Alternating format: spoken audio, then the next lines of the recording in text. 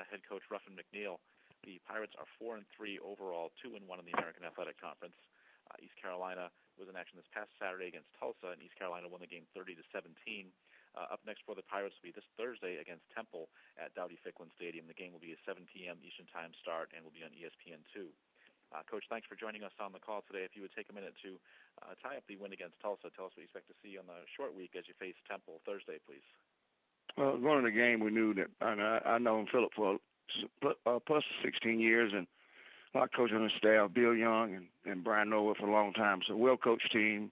Phil's going to do a great job at Tulsa. But I thought our offense did a very nice job of managing the game and our skills making competitive plays. I thought I was very proud of that.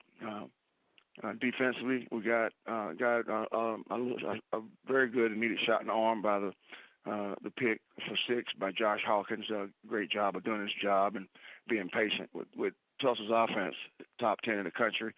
We knew we had to be patient. They will make some plays, but we have a mantra that play the next play and then do the best you can in the history of that play and then play the next play. And the kids did that on that drive. I thought we got off the field on 3rd down and 4th downs. I thought that was big in this game defensively. We wanted to control the run and hopefully to affect the quarterback, because with Dane being an experienced quarterback, we knew we had to affect him. And, by blitz, you hope, but by changing the coverage, those kind of things. He's a very good quarterback. So defensively, I thought we did that well. I thought we ran to the ball again and tackled one of the best times all year in our game, and we knew we had to because of their skill position.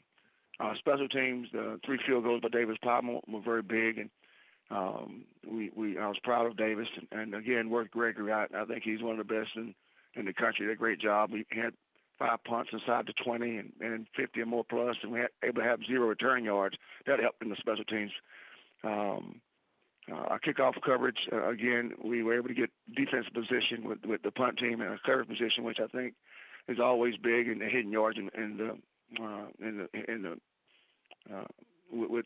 any game, but with special teams getting those yards to give our offense and our defense as best field position as we can. So now we face the team with Matt, and Matty's doing a great job, a fantastic job. I absolutely love him personally, but he's a great ball coach, and he's got a great team. They deserve to be in the top 25, and we know we have our hands more than full with this team. Offensively, PJ's doing a good job running their offense. He's really, you see him getting better each week, and from last year you saw it. And Jahad Thomas just provides him a really solid guy at the running back position, and Robbie Anderson is a guy that can make plays. He's tall and attacks the ball well, and also Ventel Bryant. You watch him on film; those guys really they're tall, big receivers, and they do a great job of attacking the ball. And they use a lot of packages and personnel packages. So they do a great job on defense and with our alignment and assignment. I think with Temple they've made there. And one thing that Matt knew and I knew he would have was have not just a good defense but a great defense. And you can tell by they're nationally ranked in almost every category. Led Tyler, got a chance to see Tyler last year. I was right on the field. Great player, next level player. We'll be watching him playing on Sundays and Mondays and sometime Thursday night edition in NFL with Matt up front too. He's big and just great feet, great hands, NFL type defensive lineman. I love watching them play. And then Gerard, they got so many players on defense. I'd be remiss to try to name all of them, but I love watching the defensive coach. I love watching them, and also with all the teams that we have in our league, but the nationally ranked teams, special teams is key, and they're in the top 3 or 4 almost every part of their special teams. So we have a short week to prepare.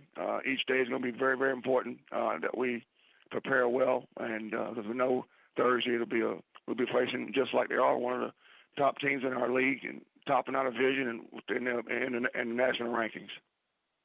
We'll take questions for Coach McNeill, please. *1 on your telephone to join the queue, then the operator will introduce you.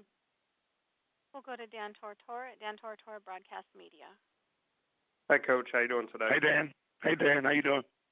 Doing well, thanks for asking. I know we've talked about Blake Kemp and James Summers here in the past, but you've utilized them both all the way up to this point. Just what you can say about them playing off each other, and if you'd like to eventually shift to one, or if you're seeing that both of them is the right way to go at this point.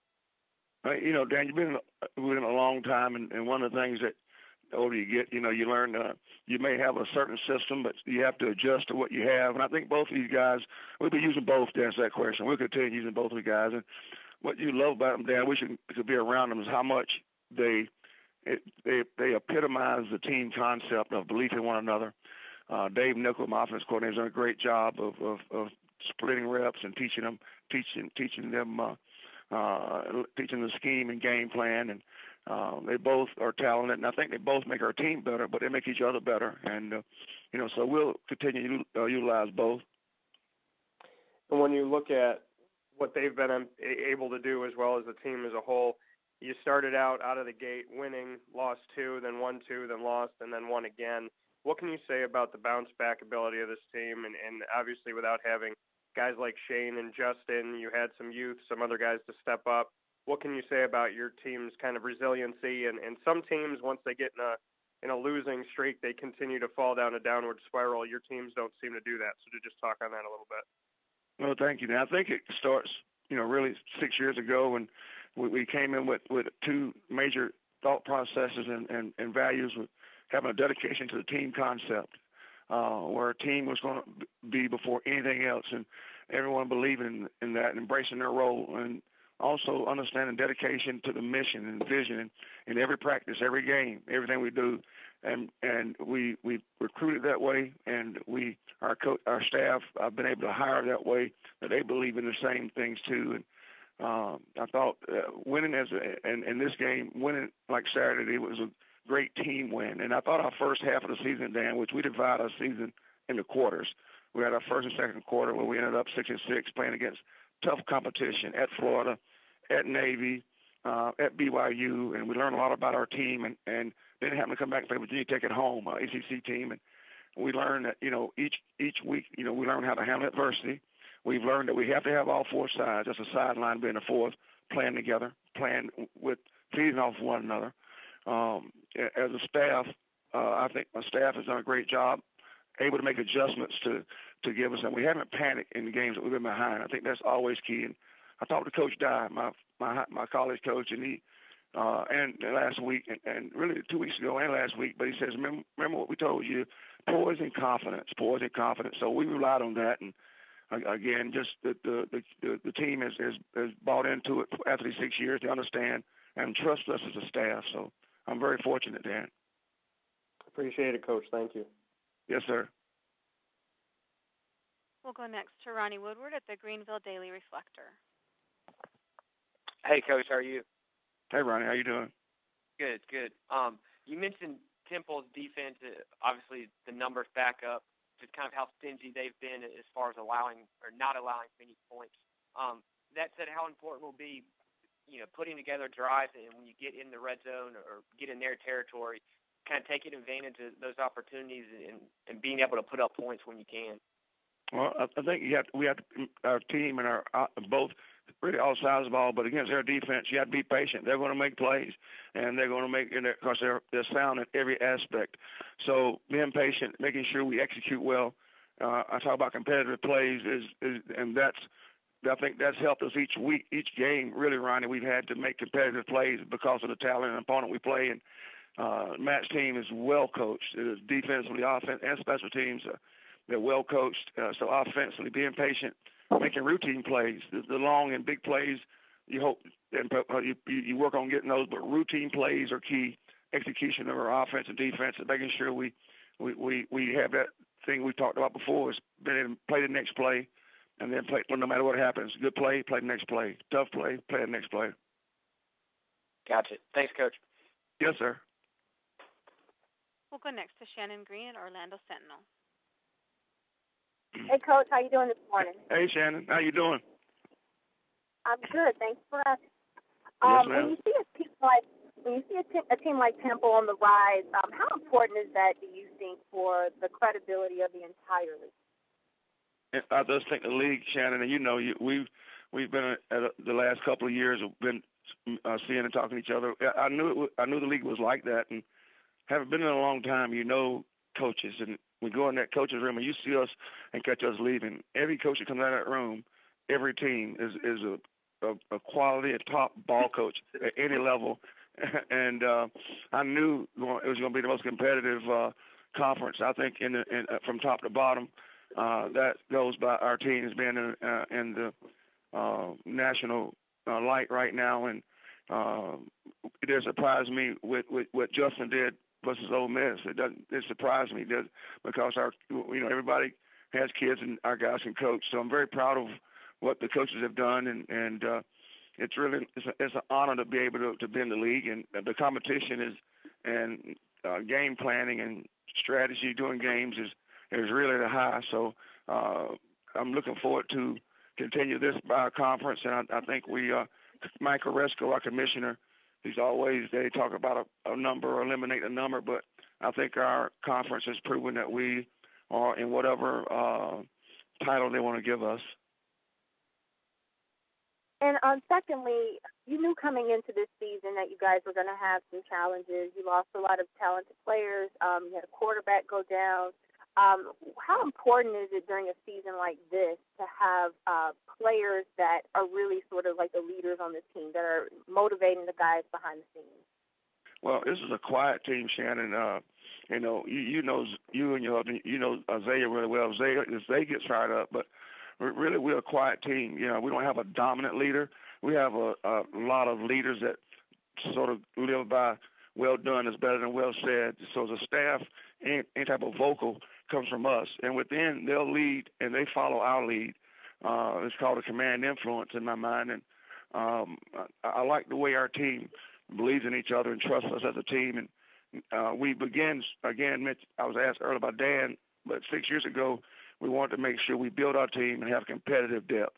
That the guy that's behind them, next man up rule, but that everybody that starts for us is challenged and must earn their position and starting playing time, and anybody behind them the same. And we've been fortunate to get the kids in, and I don't believe in redshirting. We play kids that can play and make plays, and they'll be able to do that. Thanks, Coach. Yes, ma'am. And we can get one more in for Coach McNeill, please. We'll go to Mark Narducci at Philadelphia Inquirer. I was wondering if you can tell me, last year you were ranked when you played Temple and they beat you. How much do you think that was a motivation to the other team when you're ranked?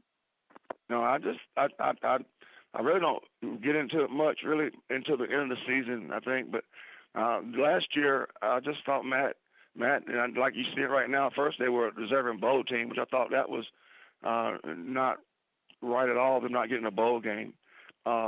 Again, when you've been in it as long as I have, and I guess 36 years is a long time, you watch film, you see how their teams are coached, you see what players they have and how well they understand the game plan. And playing Temple last year, we knew it was going to be a tough game. All games in this league were going to be tough, but it doesn't surprise me what they're doing right now.